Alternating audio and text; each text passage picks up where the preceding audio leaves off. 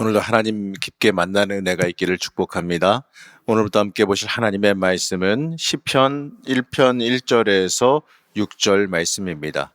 복 있는 사람은 악인들의 꾀를 따르지 아니하며 죄인들의 길에 서지 아니하며 오만한 자들의 자리에 앉지 아니하고 오직 여호와의 율법을 즐거워하여 그의 율법을 주야로 묵상하는도다. 그는 시냇가에 심은 나무가 철을 따라 열매를 맺으며 그 잎사귀가 마르지 아니함 같으니 그가 하는 모든 일이 다 형통하리로다. 악인들은 그렇지 아니하며 오직 바람에 나는 겨와 같도다. 그러므로 악인들은 심판을 견디지 못하며 죄인들이 의인들의 모임에 들지 못하리로다. 무릇 의인들의 길은 여호와께서 인정하시나 악인들의 길은 망하리로다. 아멘. 오늘도 하나님의 은혜와 평강이 함께 하시기를 먼저 축복합니다. 이 시편은 다양한 종류와 형식을 가지고 있지만 궁극적으로는요, 이 모든 것의 이 주권자이자 구원자 되시는 하나님을 향하는 겁니다. 하나님을 찬양하기 위한 노래이거나 하나님께 간구하거나 또 하나님께 신앙을 고백하는 이 공통적인 특징을 가지고 있어요. 그렇기 때문에 이 창조자이자 주권자, 이 구원자 되시는 이 하나님께 대한 인간의 가장 기본적인 자세이자 이 자발적인 찬양이 무엇인지를 우리에게 잘 알게 해줍니다. 자, 우리가 흔히 시편을 다윗의 시편으로 많이 알고 있는데, 시편은 이 모세 때부터 이 포로 귀환 시대의 고라 자손들에 이르기까지 약 1000년의 그 세월에 걸쳐서 이 수십 명의 저자들에 의해서 지어진 이 시들의 모음집이에요. 이 다윗 때부터 느헤미야 시대까지 약 한 500년에 걸쳐서 시대별로 수집하고 또 편집이 이루어져서 이 지금 우리가 가지고 있는 이 150편의 시편의 형태를 갖추게 된 겁니다. 다만 이 150편의 시편 중에서 이 다윗이 지은 시가 73편을 차지하고 있으니까 이 절반 가까이가 이 다윗의 시편이니까 다윗의 시편이라 불려도 뭐 크게 지장이 없긴 합니다. 이제 그 아들의 솔로몬의 시편까지 더하게 되면 이 절반을 넘게 되니까요. 그 중에 오늘 함께 읽은 이 시편 1편은 흔히 말하기를 이 복이 있는 사람이 누구인가? 이 복이 있는 사람이 누구인가에 대해서 말하는 가장 유명한 시편이죠. 자, 1편은 세상 속에서 이 하나님 앞에 있는 인간의 바른 자세와 이 삶에 대해서 우리에게 좋은 교훈을 줍니다. 바로 우리가 이 하나님 앞에서 어떻게 서 있는지가 우리가 선한지 악한지의 이 기준이 된다는 겁니다. 그리고 그 자세가 이 복받는 비결이 되어 준다라는 거예요. 여기서 우리는 이 여호와께서 인정하시는 의인이란 이 악인의 길에 서지 않을 뿐만 아니라 여호와를 경외하고 그분의 말씀을 즐거이 순종하는 자다. 이걸 깨닫게 됩니다. 자, 우리가 시편 1편을 읽으면서 가장 눈에 강력하게 들어오는 문구가 뭐겠습니까? 바로 이 복이 있는 사람은 바로 이 부분이겠지요. 우리는 참 복 받는 거 좋아합니다. 물론 복은 받아야 된다고 생각합니다. 근데 이 무엇을 복으로 삼느냐는 더 중요한 문제죠. 자, 우리가 이 세상의 부귀 영화만을 복으로 삼아 관구한다면 이 잘못된 인생의 이 방향을 잡은 삶이 될 수가 있습니다.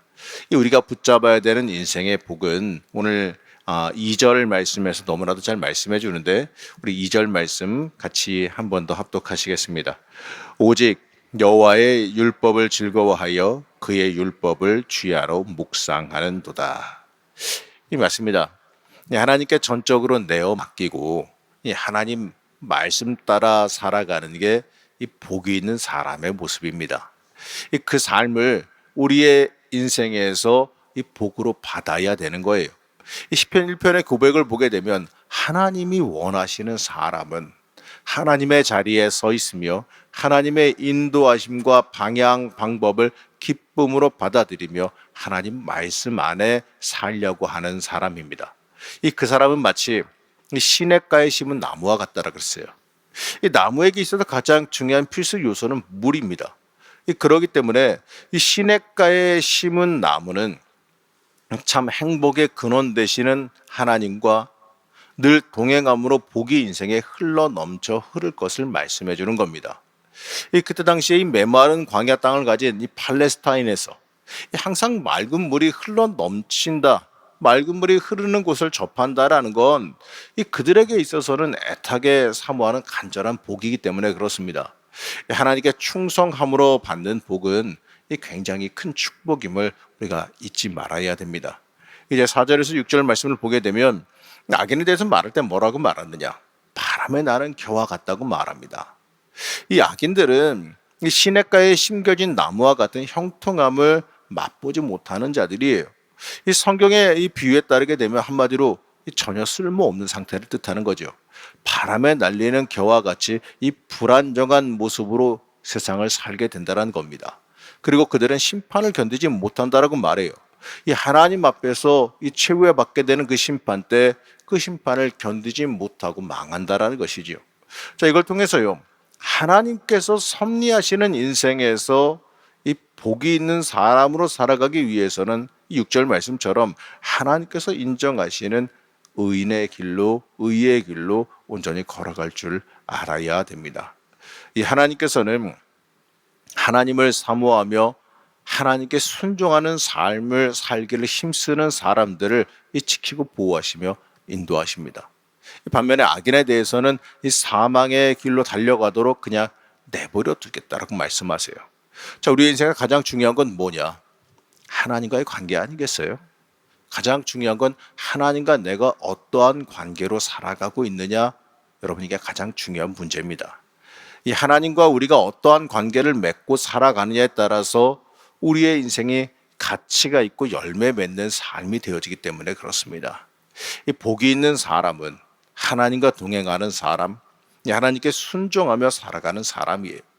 우리의 복은 하나님께 달려있음을 절대로 잊지 마시기 바랍니다. 시편 1편은 복이 있는 사람이 누구인지를 알려주는 그 말씀의 핵심. 아까도 읽었지만 2절 말씀 다시 한번 보겠습니다. 오직 여호와의 율법을 즐거워하여 그의 율법을 주야로 묵상하는도다. 자, 이것처럼요, 악인의 꾀를 따르지 아니하고 죄인의 길에 서지 아니하고 오만한 자들의 자리에 앉지 않는 비결이 뭐냐?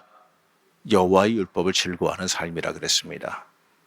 이게 말씀 따라가는 삶이고 말씀을 내 삶에 실천하는 삶이고 바로 하나님께서 간섭하시고 섭리하시고 나한테 영향 미치시는 그 모든 것을 기쁨으로 받아들이는 것을 뜻합니다.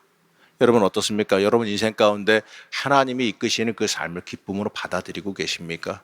하나님의 방법과 계획을 내가 순종할 수 있는 준비를 하고 계십니까?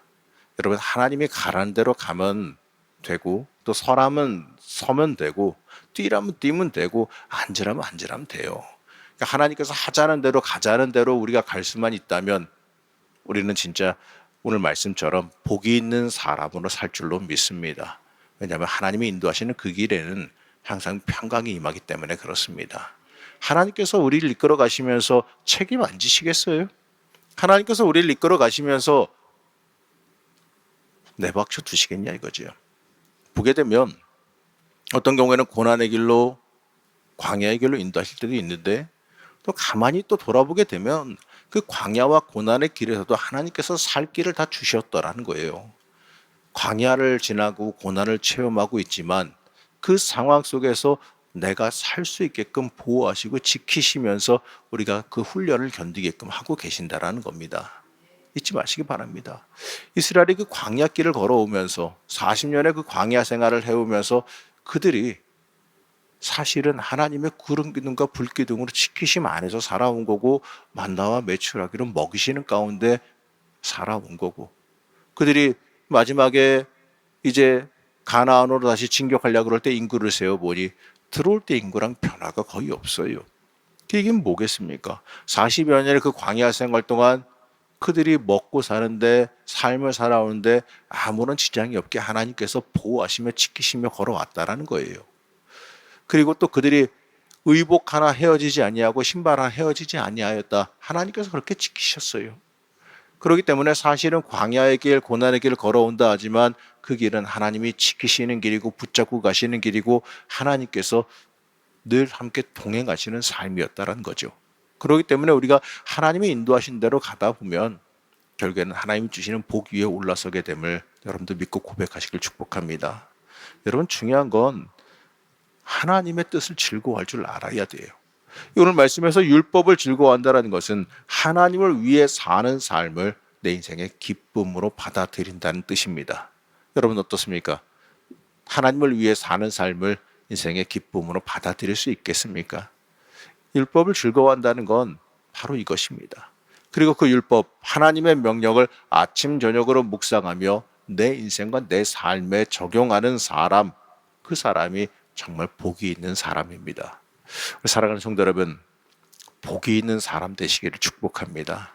오늘 말씀에서 말하는 그 흔들리지 않는 신앙인, 어떠한 상황 속에서도 하나님 한 분만 붙잡고 살아가는 그 신앙인, 그들이 바로 여러분들 되시기를 축복합니다. 우리가 그렇게 살아갈 때에 우리가 살아가는 삶은 하나님께서 주시는 이 마르지 않는 샘이 넘쳐 흐르는 삶이 될 줄로 믿습니다. 시냇가에 심긴 나무와 같은 그 복이 여러분들 삶 가운데 임하기를 시간 간절히 축복합니다. 잠시 기도하겠습니다. 우리를 여전히 늘 함께 하시며 사랑하시는 하나님, 우리는 복이 있는 사람으로 살아가길 원합니다. 우리를 온전히 붙잡아 주셔서 우리가 하나님의 말씀 안에 합당하게 살아가게 허락하여 주시옵소서. 이 온전한 복이 있는 삶을 살기를 원합니다. 하나님께 온전히 의지하며 하나님 앞에 바르게 서는 삶을 살아가길 원합니다. 하나님, 우리의 인생이 하나님께 합한 삶, 하나님의 기쁨이 되어지는 삶을 살게 허락하여 주옵시고, 이 땅에서 하나님의 사람으로 굳건히 서서 살아가는 은혜와 복을 누리며 살게 허락하여 주시옵소서.